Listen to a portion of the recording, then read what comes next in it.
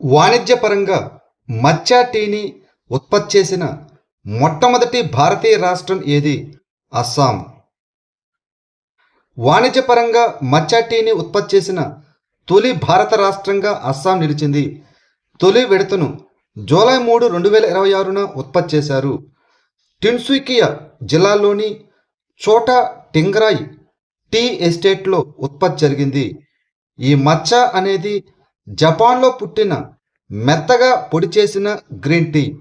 నీడలో పెరిగిన తేయాకు ఆకులను ఆవిరి పట్టించి ఎండబెట్టి మెత్తగా పొడి చేసి దీనిని తయారు చేస్తారు.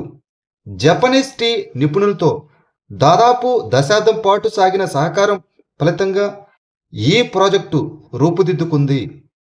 స్పితి సీబక్ తార్ను అనగా చర్మ మరియు సలూని సఫేద్ మక్క అనగా తెల్ల మొక్కజొన్న అనేవి ఇటీవల గుర్తింపు పొందిన జిఐ ట్యాగులు ఏ రాష్ట్రానికి చెందినవి?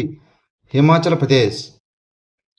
హిమాచల్ ప్రదేశ్ 8 సాంప్రదాయ ఉత్పత్తులకు భౌగోళిక సూచిక అనగా జిఐ ట్యాగ్ రిజిస్ట్రేషన్ పొందింది. ఈ గుర్తింపుతో రాష్ట్రంలో జిఐ ట్యాగ్ ఉన్న ఉత్పత్తుల మొత్తం సంఖ్య 17కు పెరిగింది. కొత్తగా రిజిస్టర్ అయిన ఉత్పత్తుల్లో స్పితి సీబక్ తార్ను అనగా చర్మ మరియు సలూని సఫేద్ మక్క అనగా తెల్ల మొక్కజొన్న ఉన్నాయి. వస్తువుల భౌగోళిక సూచికల అనగా రిజిస్ట్రేషన్ మరియు రక్షణ చట్టం 1999 ప్రకారం జిఐ రిజిస్ట్రేషన్ మంజూరు చేయబడుతుంది. ఈ ట్యాగు ప్రత్యేకమైన భౌగోళిక లక్షణాలున్న ఉత్పత్తులను నకిలీ కాకుండా కాపాడుతుంది. చందన్ నగర్, జలబరా సందేశ్, జానాయ్ మనోహర మరియు బాలాగర్ సాంప్రదాయ చెక్క అనగా డింగీ పడవలు ఇటీవల గుర్తింపు పొందిన జిఐ ట్యాగులు ఏ రాష్ట్రానికి చెందినవి? పశ్చిమ బెంగాల్. భారత ప్రభుత్వం పశ్చిమ బెంగాల్లోని హుగ్లీ జిల్లాకు చెందిన 3 సాంప్రదాయ ఉత్పత్తులకు భౌగోళిక గుర్తింపు ట్యాగులను మంజూరు చేసింది. ఇందులో చందన్ నగర్ జలబరా సందేశ్, జానై మనోహర మరియు బాలాగర్ సాంప్రదాయ చెక్క అనగా డింగీ పడవలు. ఇందులో జలబరా సందేశ్ను 19వ శతాబ్దంలో ప్రఖ్యాత మిఠాయి తయారుదారు అయిన సూర్య మోదక్ సృష్టించారు. సందేశ్ లోపల దాగి ఉన్న గులాబీ రుచిగల ద్రవపాకం దీనికి ప్రసిద్ధి. ఇక జానాయ్ మనోహర దాని చక్కెర పూత పూసిన బయట పొర మరియు మృదువైన చనా పూరకానికి ప్రసిద్ధి చెందింది. ఇక బాలాగర్ డింగి అనేవి చెక్క పడవలు. చంబా మెటల్ ఆర్ట్, సిరమౌరి లోయ, కిన్నౌరి టోపీ, మండి సెపువాడి, కిన్నౌరి యాపిల్ మరియు కిన్నౌరి జ్యువెలరీ అనేవి ఇటీవల గుర్తింపు పొందిన జిఐ ట్యాగులు ఏ రాష్ట్రానికి చెందినవి? హిమాచల్ ప్రదేశ్. హిమాచల్ ప్రదేశ్ 8 సాంప్రదాయ ఉత్పత్తులకు భౌగోళిక సూచిక రిజిస్ట్రేషన్ను పొందింది. చంబా లోహకళ, సిరమౌరి లోయ, కిన్నౌరి టోపీ మరియు మండి సెపువాడి ఉన్నాయి. ఇందులో కిన్నౌరి యాపిల్ మరియు కిన్నౌరి ఆభరణాలు కూడా జిఐ హోదాను పొందాయి. ఈ ట్యాగు ప్రత్యేక భౌగోళిక లక్షణాలు గల ఉత్పత్తులను నకిలీ కాకుండా కాపాడుతుంది.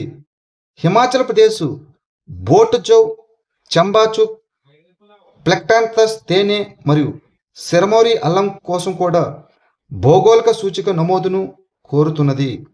వికసిత్ భారత్ రోజ్గార్ మరియు ఆజీవికా మిషన్ గ్రామీణ్ అనగా విబిజి రామ్జీ చట్టం 2025 పరంగా కనీస రోజువారీ వేతనం ఎంత? 300 రూపాయలు. వికసిత్ భారత్ రోజ్గార్ మరియు ఆజీవికా మిషన్ గ్రామీణ్ అనగా విబిజి రామ్జీ చట్టం 2025 జూలై 1, 2026న అమల్లోకి వచ్చింది. ఈ చట్టం మహాత్మా గాంధీ జాతీయ గ్రామీణ ఉపాధి హామీ చట్టం అనగా ఎంఎన్రేగా స్థానంలోకి వచ్చింది. ఇది అర్హత కలిగిన ప్రతి గ్రామీణ కుటుంబానికి 125 రోజుల వేతన ఉపాధికి హామీ ఇస్తుంది.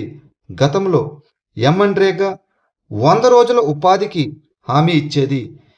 ఈ చట్టం కనీస దినసరి వేతనాన్ని 300 రూపాయలుగా ప్రవేశపెట్టింది. వారానికి వేతనాలు చెల్లించడం తప్పనిసరి చేయబడింది. ఇక రాష్ట్రం లేదా కేంద్రపాలిత ప్రాంతం యొక్క వర్గాన్ని బట్టి సవరించిన నిధుల నమూనా 90:10, 60:40 లేదా 100% కేంద్ర నిధులుగా ఉంటుంది.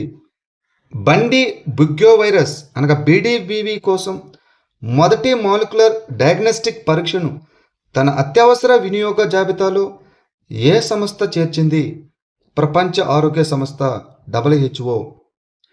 ప్రపంచ ఆరోగ్య సంస్థ బండి బుగ్యో వైరస్ కోసం మొదటి మాలిక్యులర్ డయాగ్నోస్టిక్ పరీక్షను తన అత్యవసర వినియోగ జాబితాలో చేర్చింది.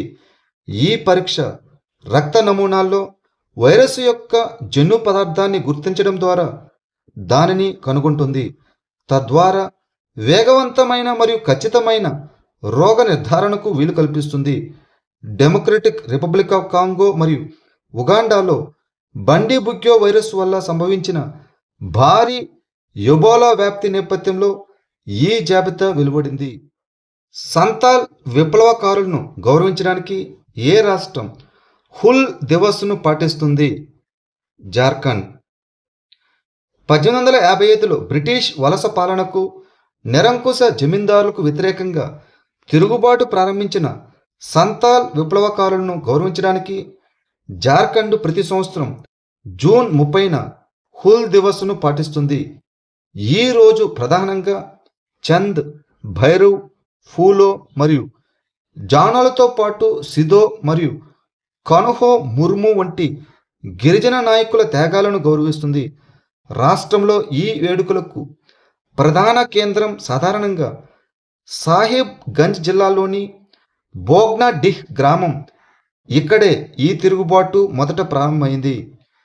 2025లో భారతదేశ జంతుజాల డేటాబేస్కు ఎన్ని కొత్త జంతు జాతులు జోడించబడ్డాయి? 709. జూలాజికల్ సర్వే ఆఫ్ ఇండియా ప్రకారం 2025లో భారతదేశం తన జాతీయ జీవవైవిధ్య డేటాబేస్కు 709 కొత్త జంతు జాతులను జోడించింది. దీనితో దేశంలో నమోదు చేయబడిన మొత్తం జంతు జీవవైవిధ్యం 105,953 జాతులకు చేరుకుంది. కీటకాలు అత్యధిక వాటాను కలిగి ఉన్నది. ఇందులో 98 కొత్త ఆవిష్కరణలతో కేరళ అన్ని రాష్ట్రాల కంటే ముందుంది. ఈ గణాంకాలను జూలాజికల్ సర్వే ఆఫ్ ఇండియా అధికారికంగా నమోదు చేయగా కేంద్ర పర్యావరణ, అటవీ మరియు వాతావరణ మార్పుల మంత్రిత్వ శాఖ విడుదల చేసింది. హాంబర్గ్ సస్టైనబిలిటీ కాన్ఫరెన్స్ 2026 యొక్క అధికారిక థీమ్ ఏమిటి? కలిసి మనం సుస్థిర అభివృద్ధిని సహా సృష్టిద్దాం. ఐక్యరాజ్య సమితి సుస్థిర అభివృద్ధి పరిష్కారాల నెట్వర్క్ 3వ హాంబర్గ్ సుస్థిరత సదస్సు 2026 సందర్భంగా 2026 సుస్థిరత అభివృద్ధి నివేదికను విడుదల చేసింది. ఈ హాంబర్గ్ సుస్థిరత సదస్సు అనేది జర్మనీలోని హాంబర్గ్లో ఏటా నిర్వహించబడే ఒక ప్రముఖ హైబ్రిడ్ గ్లోబల్ వేదిక. గ్లోబల్ నార్త్ మరియు గ్లోబల్ సౌత్ మధ్య ఆచరణాత్మక ఆర్థిక, డిజిటల్ మరియు పర్యావరణ పొత్తులను నిర్మించడం ద్వారా విచ్ఛిన్నమవుతున్న ఐక్యరాజ్య సమితి సుస్థిర అభివృద్ధి లక్ష్యాలను అనగా SDGలు కాపాడడం దీని యొక్క ప్రాథమిక లక్ష్యం. హాంబర్గ్ సుస్థిరత సదస్సు 2026 యొక్క థీమ్ వచ్చేసి కలిసి మనం సుస్థిర అభివృద్ధిని సహా సృష్టిద్దాం. ఇటీవల వార్తలో కనిపించిన సదరన్ బర్డ్ వింగ్ ఏ రాష్ట్రానికి చెందిన రాష్ట్ర సీతాకోక చిలుక? కర్ణాటక. తెలంగాణలోని అమరాబాద్ టైగర్ రిజర్వ్లోని కొల్లాపూర్ రేంజ్లో సదరన్ బర్డ్ వింగ్ను మొదటిసారిగా నమోదు చేశారు. ఈ సదరన్ బర్డ్ వింగ్ దీన్ని సహ్యాద్రి బర్డ్ వింగ్ అని కూడా పిలుస్తారు. ఇది దక్షిణ భారతదేశానికి ప్రధానంగా పశ్చిమ కనుమలకు మాత్రమే పరిమితమైన ఒక పెద్ద సీతాకోక చిలుక. ఇది భారతదేశంలో 2వ అతిపెద్ద సీతాకోక చిలుక. ఇది కర్ణాటక రాష్ట్ర సీతాకోక చిలుక. ఇది సతత హరిత అడవులు, మిశ్రమ ఆకురాల్చే అడవులు, పొడి పొదలు మరియు వ్యవసాయ క్షేత్రాల్లో నివసిస్తుంది.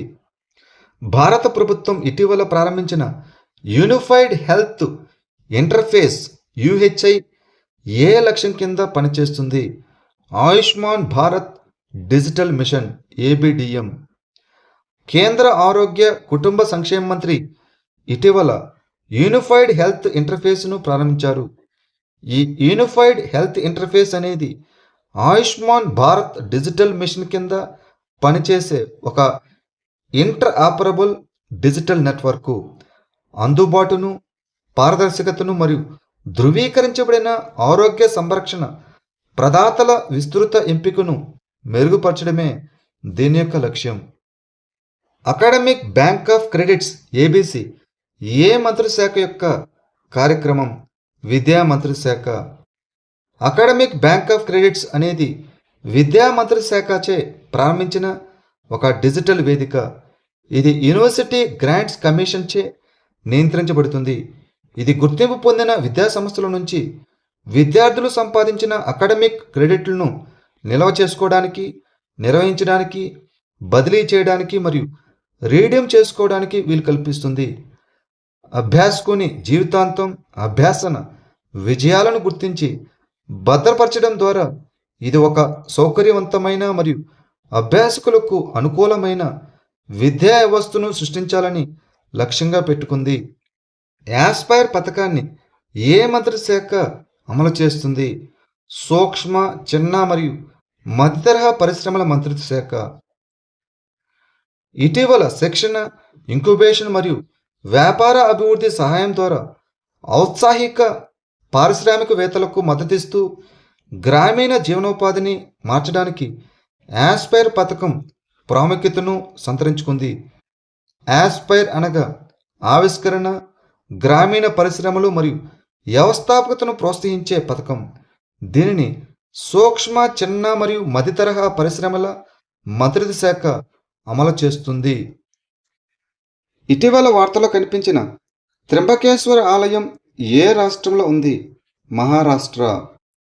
మహారాష్ట్రలోని నాసిక్ జిల్లాలో ఉన్న త్రింబకేశ్వర ఆలయ సముదాయంలోని అమృత్ కుండల్లో శతాబ్దాలుగా దాగి ఉన్న ఒక అద్వితీయమైన శివలింగం ఇటీవల కనుగొనబడింది. త్రింబకేశ్వర ఆలయం శివునికి అంకితం చేయబడిన ఒక పురాతన హిందూ దేవాలయం. ఇది మహారాష్ట్రలోని నాసిక్ జిల్లాలో గోదావరి నది జన్మస్థానమైన బ్రహ్మగిరి కొండ సమీపంలో ఉన్న త్రింబక్ గ్రామంలో ఉంది. ఇది భారతదేశంలోని 12 జ్యోతిర్లింగాల్లో ఒకటి. ఈ ఆలయం గురించి శివపురాణం, స్కంద పురాణం మరియు పద్మ పురాణాల్లో ప్రస్తావించబడింది.